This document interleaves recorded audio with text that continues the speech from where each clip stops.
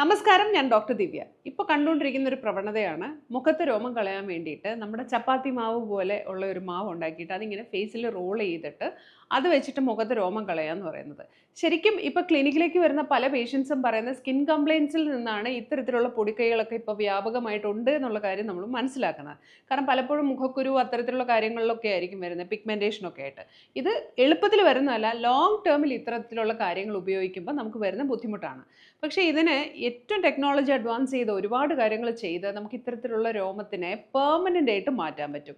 അത് ക്ലിനിക്കൽ പ്രൊസീജിയറായിട്ട് നമ്മൾ ചെയ്യുന്ന പല കാര്യങ്ങളും ഉണ്ട്. ഇപ്പോൾ ഡയോഡ് പോലത്തുള്ള കാര്യങ്ങൾ എന്നൊക്കെ പറഞ്ഞാൽ വളരെ സിമ്പിളായിട്ട് വളരെ പെയിൻലെസ് ആയിട്ട് ഏത് ഏജിലുള്ളവർക്കും ചെയ്യാം. നമ്മൾ ശ്രദ്ധിക്കേണ്ട ഒരു കാര്യം, നരയാകുന്നതിന് മുമ്പ് ചെയ്താൽ മാത്രമേ നമുക്ക് എല്ലാ മുടിയും മാറ്റാനായിട്ട് സാധിക്കുള്ളൂ. അപ്പോൾ ഇങ്ങനെ പൊടിക്കൈകൾ ഉപയോഗിക്കുമ്പോൾ ഇത്തരത്തിൽ ഇഫക്റ്റീവായിട്ട് ഉള്ള കാര്യങ്ങളല്ല ചെയ്യുന്നതെങ്കിൽ തീർച്ചയായിട്ടും സൈഡ് എഫക്ട്സ് ഉണ്ടാവാം.